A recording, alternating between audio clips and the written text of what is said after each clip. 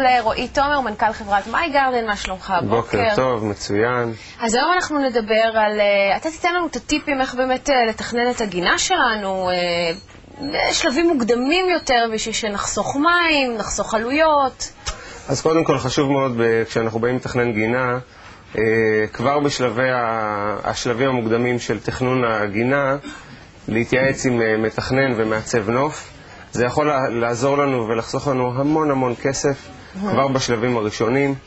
אם ניתן דוגמה, בעלויות המים, שהיום זה הנושא הכי חם, של מדשאות וחיפויי קרקע, לחסוך הרבה מאוד כסף כאשר מתייעצים עם מתכנן גינה.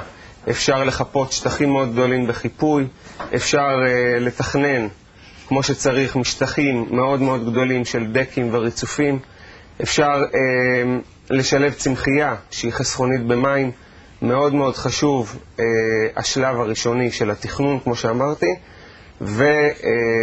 ולהתקדם עם זה בצורה נכונה ואיכותית, יחד עם האדריכל ובמקביל עם מעצב הגינה.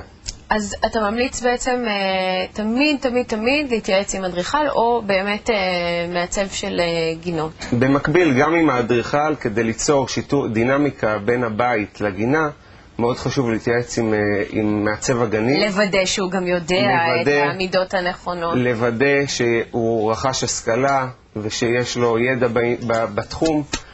יש היום בענף הזה אין ספור מקרים שאנשים מוציאים במשך השנים המון כסף בזבוז של מים אדיר, שהם יכולים לחסוך ולהשקיע אותו בפעם הראשונית על תשתיות. ומה שמדהים שגיליתי בתחקיר שלך, זה שבעצם ממטרות זה הבזבוז מים הכי גדול. כן. מה שמרבית האנשים לא יודעים, שממטרות, דשא הוא הצרכן מים הכי גדול בגינה. אוקיי. ממטרות יש להם פייה בקצה שלהם.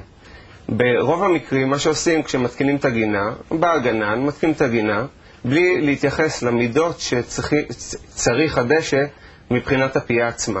חשוב מאוד, ויש לנו באתר מי גרדן ייעוץ בנושא השקיה, ניתן לפנות אלינו, ואנחנו יכולים לעזור מבחינת המרחקים הנדרשים, מבחינת סוג הממטיר, מבחינת איזה פייה באמת צריך לשים, שהיא שולטת על כמות המים שיוצאת מהממטרה עצמה.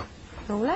כן. אז, וזה גם מתאים, וזה נכון, כל האינפורמציה שנתת לנו, גם לגג, מרפסת, כל דבר. בגגות הסיפור הוא פחות מסובך, כי בגגות ומרפסות יש טפטוף, וטפטוף בעצם צורת ההשקיה החסכונית ביותר והנכונה ביותר. יפה. אז לכו תעצבו לכם גינות, תודה רבה.